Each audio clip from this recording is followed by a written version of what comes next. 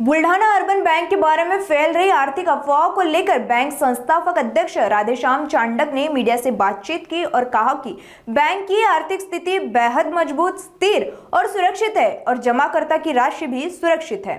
मी राधेश्याम चांडक, संस्थापक अध्यक्ष, बुलढाणा अर्बन।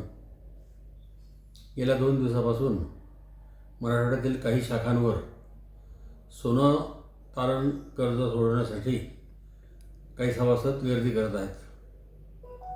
या लोकांना काही आमच्या हितचिंतकांनी असे समजावून सांगितले की बुलढाणा अर्बनमध्ये आपले सोने 70,000 रुपये तोळ्याने ठेवलेले आहे व सध्या सोन्याचा भाव 1.5 लाख रुपये तोळा आहे।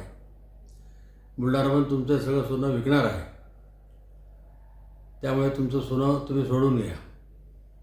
आणि त्या ग्रामीण भागातील ऊसतोड कामगारांना यावरती विश्वास बसला व कर्नाटकमधील एका कारखान्यावरून त्यांना पूर्ण वाहनाची व्यवस्था करून दिली की तुम्ही आपल्या गावात जा, तुमच्या नातेवाईकांना सांगा की बुलढाण्यामधलं सोनं सोडून घ्या।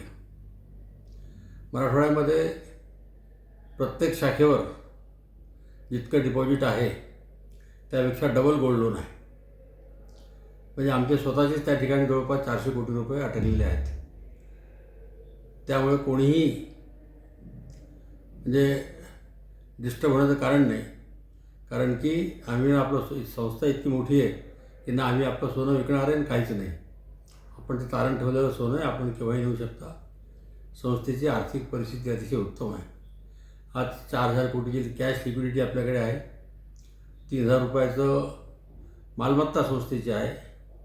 1,500 कोटी रुपयाचं वेअरहाऊस लोन आहे आपल्याकडे आणि बाकी कर्ज आपलं 100% सुरक्षित कर्ज आहे आणि बुलढाणा अर्बनचा NPA फक्त 2% आहे।